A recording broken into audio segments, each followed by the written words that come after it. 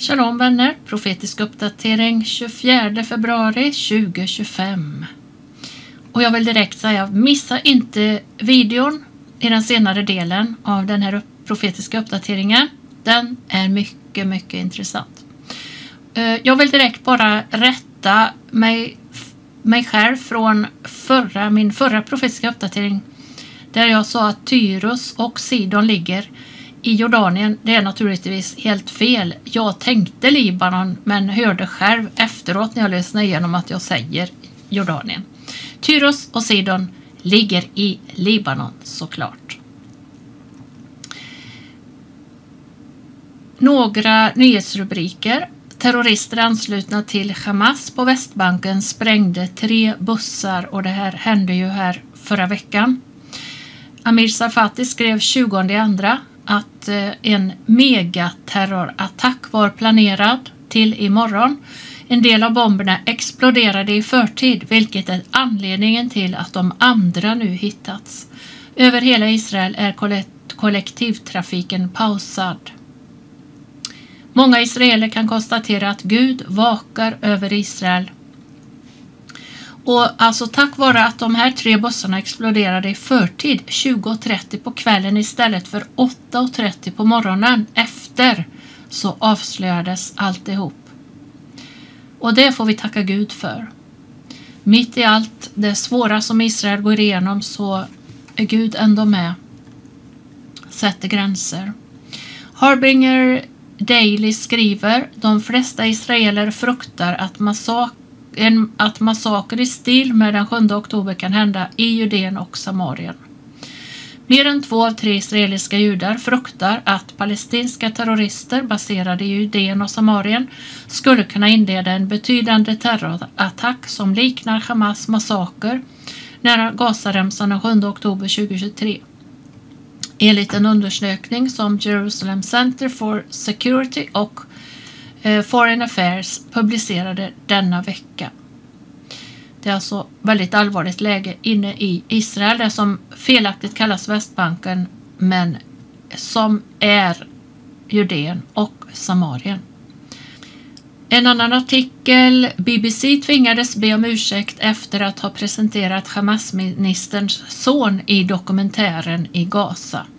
Filmen fick snart motreaktioner efter att den undersökande journalisten David Collier avslöjade att Abdullah i själva verket var son till Hamas biträdande jordbruksminister. Vi har sagt att BBC News har blivit ett propagandaverktyg för Hamas. Här är beviset. Sätt er ner och håll er något, skrev han i en X-tråd på tisdagen.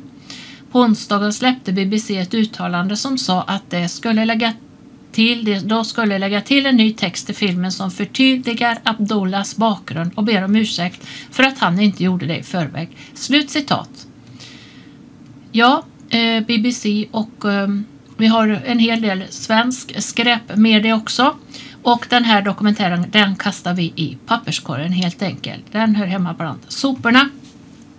Och så några rubriker från All Israel News. USAs kristna ledare kommer att avslöja resolution som stöder israelisk suveränitet över Judeen och Samarien före Trumps tillkännagivande. En annan rubrik: EDF utökar operation Iron Wall, järnmuren i Samaria, järnmuren på svenska, eller järnmur. Israeliska stridsvagnar opererar i Jenin-området för första gången på 20 år. Här har ju alltså Hamas ett fäste inne i Israel.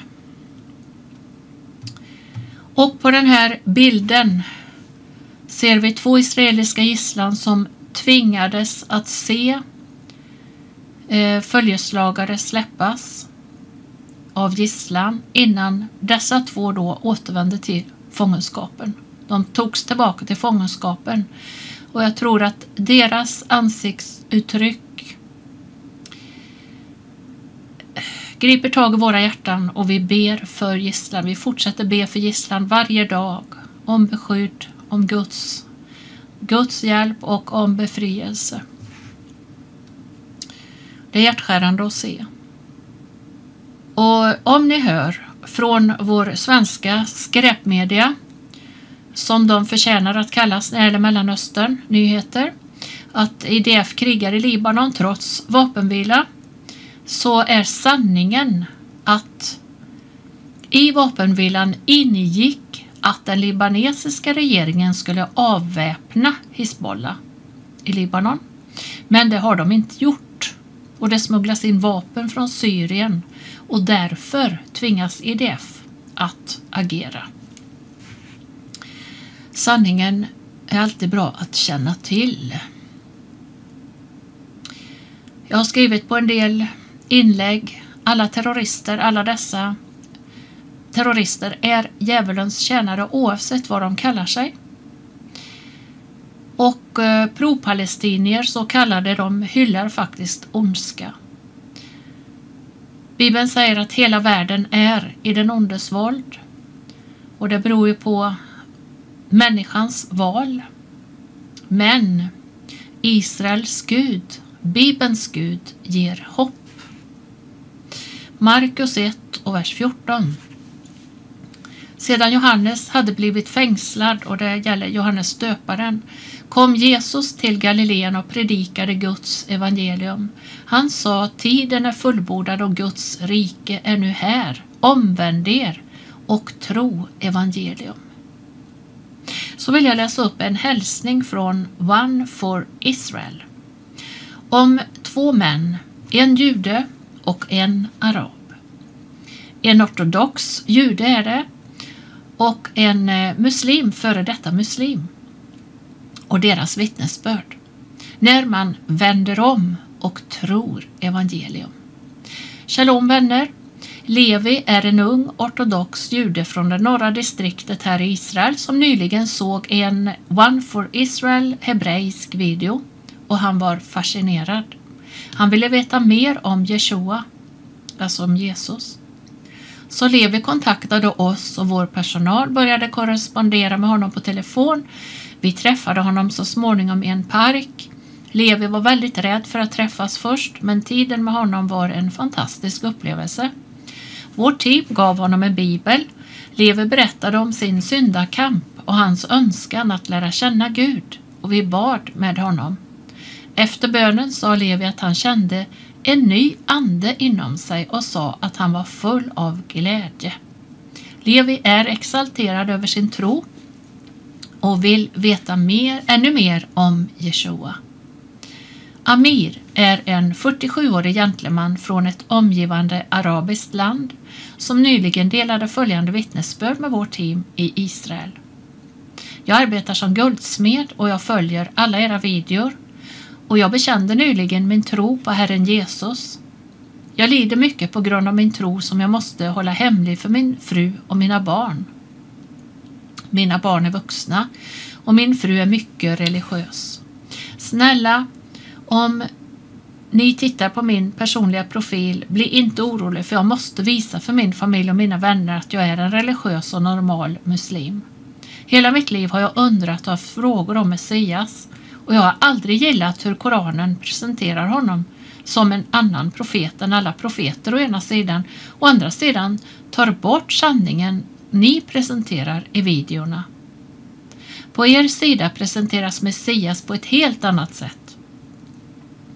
En Messias av gudomlig och evig natur som räddar alla som tror på honom. Amir avslutade sin korrespondens med att säga: jag ber er att vägleda mig i vad och hur jag ska agera för att förverkliga min tro. Och så kan vi läsa: varje dag får teamet på One for Israel höra från judar som Levi och araber som Amir, som är väldigt olika varandra, men som har en sak gemensam: ett behov av Jeshua. Deras ögon öppnas för evangeliet, och det är genom stöd från vänner som er som så många nås. Och där kan man ju naturligtvis vara med och stödja One for Israel om man vill. Det finns väldigt många messianska organisationer idag som når ut med evangeliet, både till judar och araber. Det kommer här nu en fantastisk video om en man som gjorde exakt detta. Omvände sig, tog emot evangeliet. Och frukten av det och konsekvensen av det är exakt så som det ska vara. Som det är när frälsningen är äkta. Omvändelsen är äkta. Och det är Matti Shoshani på TBN som intervjuar Ramin Parsa som växte upp i Iran som en shiitisk muslim. Jag bara tar lite kort sammanfattning här innan.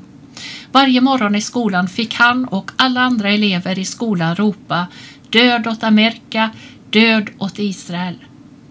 Idag bor Ramin i Israel och tjänar det israeliska folket som han älskar. Han vittnar för förvånade IDF-soldater om sin tro på Jeshua, Jesus.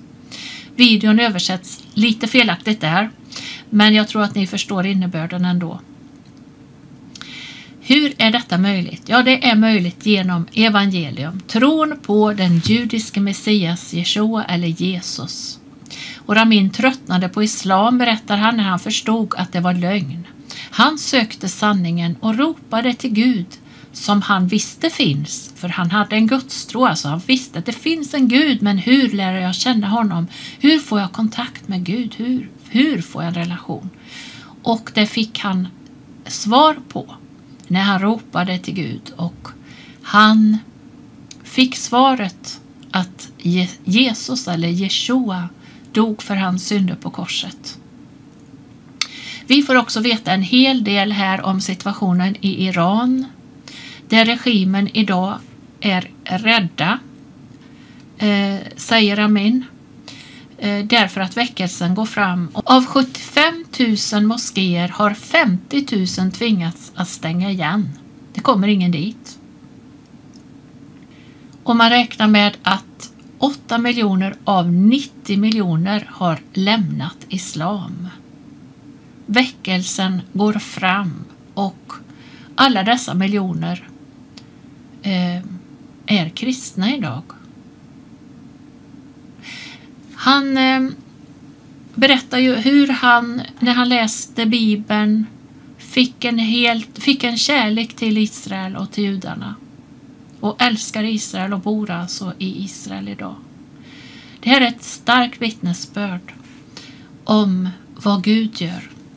När människor tar emot evangeliet och kommer till tro på Jesus eller Jeshua. Efter 7 oktober 2023, säger han, fanns det inga pro-palestinska demonstrationer i Iran. Och en allvarlig sak som Ramin uttrycker är att han har större hopp om Iran än om många europeiska länder. Så det är något att tänka på och reflektera över för oss. Med alla hemska demonstrationer i vårt land. Men vi får be till Gud och vi ber för Sverige. Också vi ber för vårt land. Också om väckelse, en äkta väckelse här. Ingen ytlig, ingen falsk, karismatisk väckelse. Som vi har sett tidigare. Utan en äkta, sann väckelse. Då blir det också en god frukt. Och det mest naturliga är att man får kärlek till judarna. Man får kärlek till Israel. Som är Guds land. Så nu så kommer den här videon med svensk text. Och ta del av den. Fantastisk video. Och jag önskar er Guds välsignelse och en fortsatt fin dag. Och shalom. I grew up in Iran as a Shiite Muslim. Every morning in the school they told us to shout death to America, death to Israel.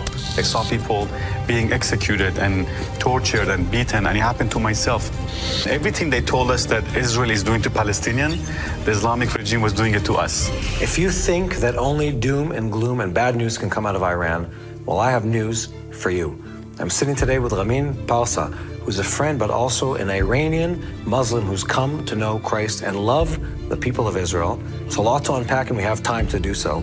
So today in our neighborhood, the story of how things can look different with the relationship with Iran and how finding the true God can completely change the destiny of a nation.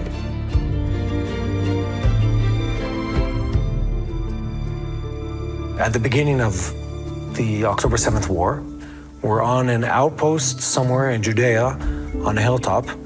You came with a group of friends to bring a meal and bless the soldiers, and you stand up and start preaching to the soldiers in Hebrew mixed with English, if I remember correctly, about your friend from Israel, Yeshua, Jesus. Yes.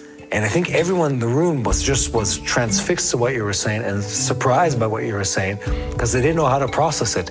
An Iranian who was Muslim, who came to believe in a Jewish Messiah, and then moved to Israel to bless the Jewish people. But maybe walk us through how you ended up in that room in front of a group of soldiers, part of the My Soldiers, talking about your personal faith. Thank you, Matt, for having me. You know, I grew up in Iran as a Shiite Muslim. And all my life, I was told to hate the Jews and hate Christians, hate Israel, America. And every morning in the school, they told us to shout death to America, death to Israel. This is how I grew up. In our textbooks in the school, we had like caricatures of Israeli soldiers looking very mean, killing the Palestinian baby, and the baby's crying. So, you know, to create a hatred toward the Jewish people and Israelis, to demonize the Jews. And so this is how I grew up in the schools, in the media, you know, radio, TV, newspapers, propaganda against Israel and Jews. Yeah. So then I began to research, and I saw that everything that they were doing is exactly what the Islamic Sharia law teaches. So I lost my faith in Islam. I knew. Were you religious as a young Muslim? Yes, I was very devout. My whole family, my mother, my sisters, were devout. We were going to mosques. And as a Shiite Muslim, we used to go beat ourselves, you know, on the streets. And everything they told us that Israel is doing to Palestinian, the Islamic regime was doing it to us. But I knew there was a God, and I began to cry out to God, and I began to look for him and search for him. I said, God, if you're real, who are you? If you're not real, what am I doing here?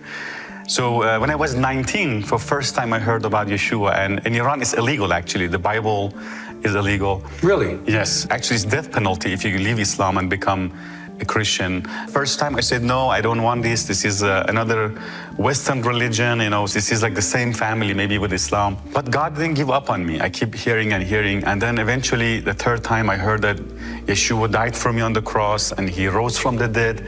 And if I believe in him, I'll be saved. Eventually I opened my heart. I said, okay, Yeshua, if this is true, if you died for me and you rose from the dead, then come into my life, show me. I want to see. I don't want to be deceived again by another religion. And the moment I say that, the heat went through my hand, the warmth, it went through all my body. I began to shake and I started crying, and I felt this love I had never felt before. I felt this joy and this peace. It's like as if someone lifted 300 pounds of weight off my shoulder. Was this still in Iran? Or yes, were you still in Iran, yes. I just began to have this love for people around me, even for people who tortured me and hurt me. I began to forgive them and feel love. Eventually, I began to look for a New Testament for the gospel. And as I read from Matthew chapter 1 through Matthew 5, I began to cry. And I saw that the difference. I saw Jesus was a Jew from Israel, and I saw that he says, love your enemies and pray for those who hate you and spitefully use you. And the contrast, you know, in Islam it says to kill those who don't believe in Allah, especially Jews and Christians. It curses Jews and Christians. And then here, Jesus is saying to bless people, to forgive, to love, to go the extra mile. It was completely different. So my life was completely changed. And God just put a love in my heart for Israel, for the Jewish people. I find like often the story is that the Muslims that come to faith in the Arab world, the two big things happen. One, it's almost always a supernatural revelation. And two, they stop hating the Jews and start loving the Jews. And we look at this, it takes away the cynicism that we carry in our hearts of doubting that God works, doubting that out of a country like Iran, people that have a true loving heart could come out, especially for the Jewish people. Where the darkness was intense the most, God is working there. And who could have imagined out of all these countries, Iran would be, which is the #1 enemy of Israel, becoming actually #1 friend of Israel as far as people are concerned. Is that the case? Yes, and millions of Iranians are becoming Christians. And I've met thousands of them. that they have come to the Messiah, and they love Israel, they love the Jewish people. They feel this sympathy toward Israelis because they have been oppressed by the same ideology. You know, I've seen movies about Holocaust, and I've cried and had this compassion and zeal for the Jewish people. And that's why eventually, actually, I got married with an Israeli and moved to Israel and began to serve the Israelis. When the war happened, I would start going to the army bases, and I was volunteering, cooking for displaced Israelis. It's such a bizarre story. It's God. I'm interested to know, what is the interaction that you have as a person walking down the street? People say, well, what's that funny accent that you have? I said, oh, I'm Iran, I'm from Iran. How do people respond to that? Actually, they're amazed, they're shocked. In fact, when I was volunteering, I was cooking and helping the displaced Israelis and making food for the soldiers. They were amazed, and they were at the same time hopeful and rejoicing that one who was once the enemy now is a friend and helping them. How do you look back at the Iranian people? Because you're a son of that nation. You have a family, I'm guessing, back in Iran. When you think about them, when you pray for them, what is going through your mind? You know, the Iranian people have gone through a fire. The past 46 years, Iranians have suffered so much economically. In the beginning of revolution, they went through a war. Like almost more than 1 million Iranians were killed in the war. And you're talking about the Iraq-Iran yes, war? Exactly. I didn't know it was that many. Yes, only 1 million on the Iranian side, and then there's a million and more on the Iraqi side. So 2.3 million people were killed. And then the Ayatollah began to execute people, oppress the women, forcing, mandatory hijab. And Iranians went through so much suffering. This is from the beginning of the 80s till the end of the 80s? 1979, the revolution happened. 1980, the war began. And then it went all the way through 1988. And the regime in Iran began to oppress the people, like socially, men get arrested for bizarre things, for being in a party. For singing or for being with a girlfriend. They get arrested, beaten, tortured. The Islamic Sharia law became the law of the land. Iranians in 46 years, they saw social oppression and then economic oppression. So Iranians, for example, when revolution happened, $1 was 7 tuman to Persian currency. When I escaped Iran in 2006, $1 was 700 tuman. Today, $1 is 86,000 tuman. So imagine the inflation, the oppression, there's no jobs. Despite Iran being a rich country, wealthy country, has the number 3rd oil in the world, 2nd gas in the world after Russia. A rich country, but all the money goes to Hamas, to Hezbollah, to Houthis, and for terrorism. I think it's the corruption that kind of government brings that really brings down the economy. That's right. It's the evil of the government took a country that was a net exporter of refined oil products. It had natural resources in agriculture and minerals and stuff like that. Now Iran has to buy refined oil because they destroyed in the revolution all the refineries within Iran. So they have crude oil, they have natural gas. They don't have the means to process either of them. It's insane. That's right. And you look at that, it's like it's a corruption that is so all-consuming. That's right. That it brings down every element of the society. That's right. And then someone grows up and they don't have the opportunity to succeed. They don't have the opportunity to experience happiness. They don't have the opportunity to experience blessing in the way we were intended to because of the evil of that government. In Iran, as an individual, you cannot do business. You cannot say, okay, I'm going to export pistachios or rugs, and then I'm going to import, let's say, satellite dishes, or I'm going to import TV. It's all government. Exactly. All done by IRGC.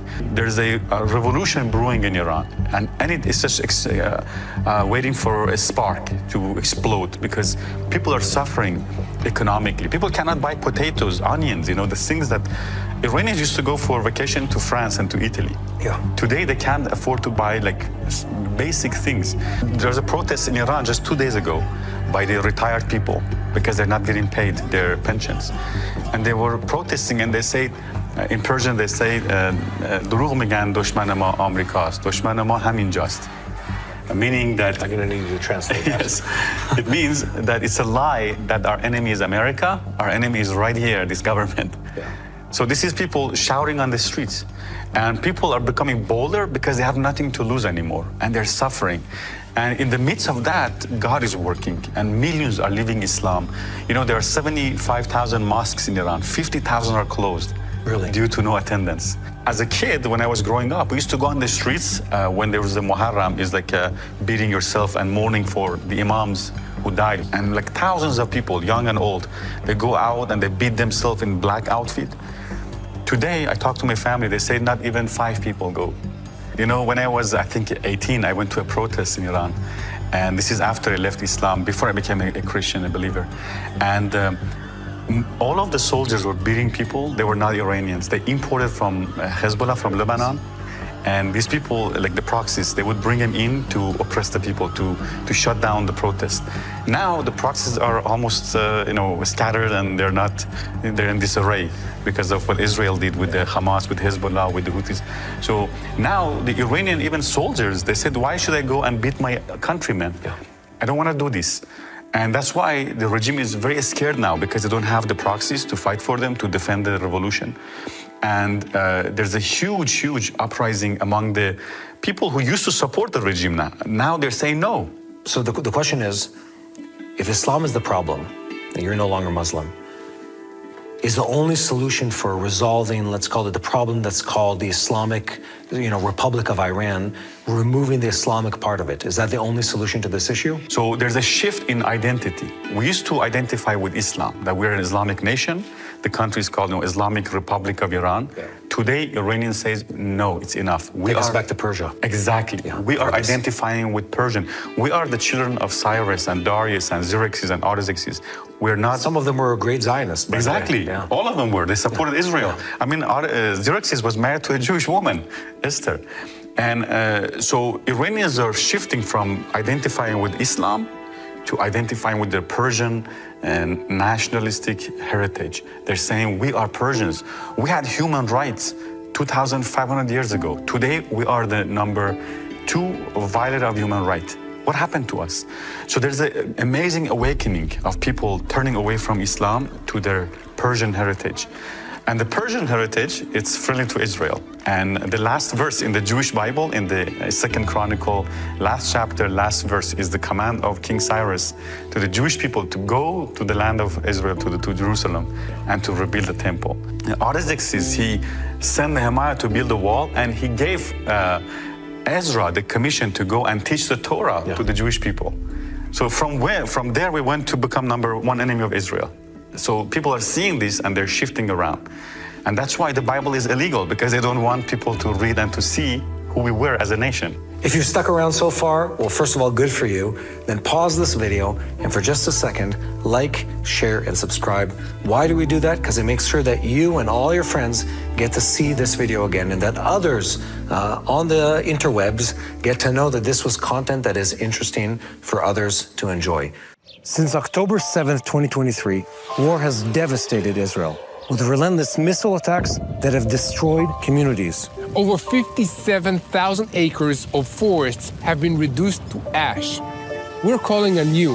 At TB in Israel, we're starting a campaign to replant these forests. We want you to be part of rebuilding the land of Israel. Click on the link below to plant a tree and help us restore hope to our land. You know, one of the things that the devil does is he steals your identity and he gives you a false identity. Yeah. So Persians, we had a false identity. We would die for Muhammad and for Hussein and for Islam, not knowing that these were actually our enemies. When Islam came to Iran, you saw October 7, what happened. This is exactly how Islam came to Iran. Yeah. They raided, they raped, they beat, they killed, and that's how Iran became Islamic. Most of the countries in the Middle East were Christians. You're talking about the 7th century. Exactly. Yeah. It was all by the sword, by force. But now, after 1,400 years, we have woken up. Now with the internet, they see on Instagram, or although it's blocked, but people use VPN and they access, and they see Israelis are dancing, and there are Arabs walking down the streets. There's Islamic prayer in Jerusalem. They have a better life even than Iranian people. And when they see these things, they realize they have been lied to, they have been deceived. But it's changing in a sense that they have hope that this regime will not last too long. They know this regime is going to fall, and they have so much hope in that. And Iranian people, culturally, are different people. You know, they have music, art, computer science. They want to be like the West. They look at success. They want to be advanced. They want to be in that kind of society, not to have an AK-47, go on the streets, you know, shooting and saying Allahu Akbar, and we want to do this, we want to jihad. Those days are gone in Iran. Iranian people are changing and shifting. And this is a beautiful hope that I have, and I believe it's because of millions of people turning away from Islam and becoming Christians. And it's happening. Iran has the fastest growing church in the world. Really? Yes, underground church is exploding. Millions are becoming Christians in Iran. And they said in past 25 years, estimate 8 million people have become believers, becoming Christian. And then out of how many? Out of 90 million. Really? It's incredible. So it's amazing, yes. And if you notice, in the aftermath of October 7th, every pro-Israel rally, Iranians were there to support. Yes. They were next to the Israelis, the Jewish people. By the way, we're doing this content for the TBN Israel channel, and almost every content that we ever upload has Iranians in the comment section saying, don't listen to them, we love you. Don't listen to them, we love you. And it's across the board to the point, it's like, who are these people? Exactly. I find that gives me incredible hope. There's a huge support for America and for Israel in Iran by the people of Iran. They see that our enemy is not Israel and America. Our enemy is actually right here, these people who rule us, who destroyed our livelihood. There are more pro-Israel people in Iran than in Europe, actually. And it's a phenomenon. It's just something that the media doesn't talk about, doesn't cover enough. But we'll see. When the regime falls, we see that I have hope that we will have direct flight from Tel Aviv to Tehran. Again. Amen. Because they existed. Yes. I believe Iran and Israel will become two allies in the future. I'll pray for that. Amen. When revolution happened in 1979, it actually radicalized the whole region. All these terrorist groups began to pop up, and you know, every country wanted to have their own version of Islamic revolution, and it kind of destroyed the whole Middle East. But I believe the way it started is going to end. So when Iran collapses, the regime in Iran, I think it's going to cause all these Islamic regimes and proxies to go away, and we're going to have a relatively peace for a while at least, and then we're going to have friendship with Israel and with America and with all the West, and it's going to cause a lot of change in the Middle East when this regime is gone, because this is the head of the octopus. So it's a lot of things are changing, shifting around, and I believe we're going to have a good future with Israel. I hope and I pray for the people of Iran, and I hope and I pray that they have a better government that gives them a better option than the way of radical Islam and siphoning their economy to cause destruction and death in the region. Yes. That's my prayer. You know, the leaders in Iran actually are not Iranians, the Ayatollahs. If you look at... What are they? They are Arabs who came from Lebanon. Really? Yes, and from Bahrain and from Iraq. So if you look at the outfit they wear, the black turban the Ayatollah wears, the black turban is a symbol of that this person who wears this is a direct descendant of Muhammad, which means they're not Persians. So in Iran, all of the leaders in Iran right now, their last name is a city. When they came to Iran, because they didn't have a last name, they chose a city as their last name. And that's how they eventually took over Iran, and they destroyed the whole country. And that's why people are realizing that these people who rule us are not actually Iranians. I remember when my niece and nephews were born, you go to get an ID. They give you a list to choose names. You cannot just choose a name you want. And the list is all Islamic name. Like in my neighborhood. Not Persian names. Exactly. So in my neighborhood, we had like 10 Ali or 5 Muhammad or Hussein, and there's so many of them because they were trying to completely change their identity. And now that's why Iranians, all of them, in their ID, there's one name, but they have a nickname of Persian name. Like in ID is Muhammad, but they choose Darius as his name, or Daryavish. So for the Iranian people, according to what you're saying and what people on the street are saying, the U.S. sanctions and the new maximum pressure program by President Trump and his cabinet, that's a good thing for the Iranians? Well, it will hurt them, but... In the long term. Exactly. But they prefer that. They prefer, because even when Obama lifted the sanctions, they made the deal, it was a very bad deal. It released billions of dollars to Iran, but none of that money affected the people. Again, they went to IRGC, to proxies, and spend on, making the missile defense and all these things. And the people know, with sanctions or with no sanctions, there's not much difference. And they prefer Trump to put maximum pressure in hope that it will topple the regime. It breaks the regime down, or it causes the regime to collapse. Iranians used to go on the streets in '79 and say, death to Shah. Shah was the king. Now, Iranians are saying death to us for saying death to Shah. What a big mistake we made. Remorseful, they're very remorseful, sorry. They had a prosperous, beautiful nation, and then now they are it's like the black sheep of the whole nations. They're known as terrorists. Their passport is good for nothing. They cannot go anywhere. There's no money, there's no economy, there's no jobs, there's no hope. So they said, what did we do with this revolution? Yeah. They promised us everything, and Khomeini promised Iranians free transportation. We're going to give you free this, free that. Money of the oil money, we're going to give it to you, distribute among everybody equally. We're going to make education free. We're going to, not only did they become free, even now with paying, they don't have electricity. They're paying for it. They don't have it. And so that's why it caused them to shift and say, enough is enough, and there's so much hope. I have more hope for Iran than even most countries in Europe, because they're going the wrong direction. They're becoming anti-Semitic. They're allowing all these Hamas. There was no pro-Hamas rallies in Iran because nobody would go. Well, because Iranians have seen what it really means to submit to that kind of ideology. Exactly. In Jeremiah 49, verse 35 through the end, there's a promise about Iran. It's a prophecy. And God says that in the last days, I will destroy the rulers in Iran. Yeah. I will establish my kingdom, my throne there, and I will bring prosperity to Iran again. It's a prophecy and a promise, and I think it's happening. So there's a lot of hope for Iran, and I'm very optimistic. I am hoping that this year things will change.